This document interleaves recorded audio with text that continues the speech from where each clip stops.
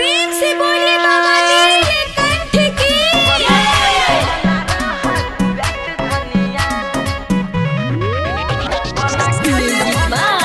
कंचन राज, हाजीपुर वैशाली। गंगा जल लालो पिया, संगे यहाँ हमरा चलो पिया। मेवा मलाई मिश्री के भोग, कोई ठम लगाई मैं धालो पिया।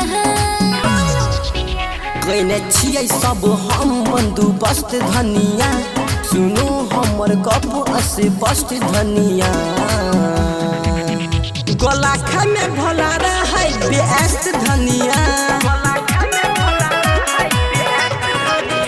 नशा में उ रहे मधुमस्त धनिया। गलाखा में भला रहे उ व्यस्त धनिया, नशा में उ रहे मधुमस्त धनिया।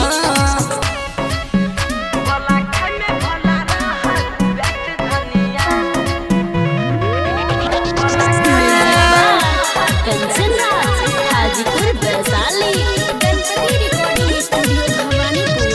भोला तीनों लोग के सरजिया, मिलत सब टके और जिया।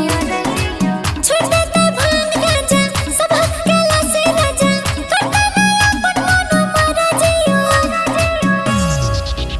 दुनिया में छै नशेरी के कष्ट धनिया, तैयो बाबा भला रहे छै स्वस्थ धनिया। गलाखा में भला रहे व्यस्त धनिया, नशा में उ रहे मधुमस्त धनिया। गलाखा में भला रहे उ व्यस्त धनिया, नशा में उ रहे मधुमस्त धनिया।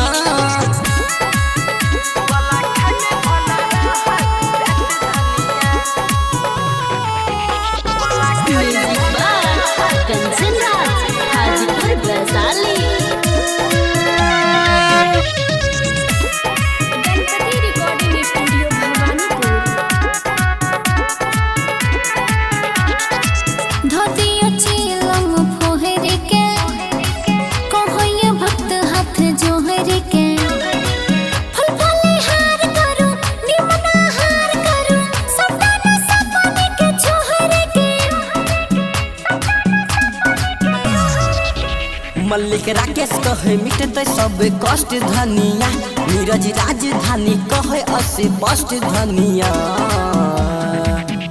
गलाखा में भला रहे व्यस्त धनिया, नशा में उ रहे मधुमस्त धनिया। Mix by Ajay star.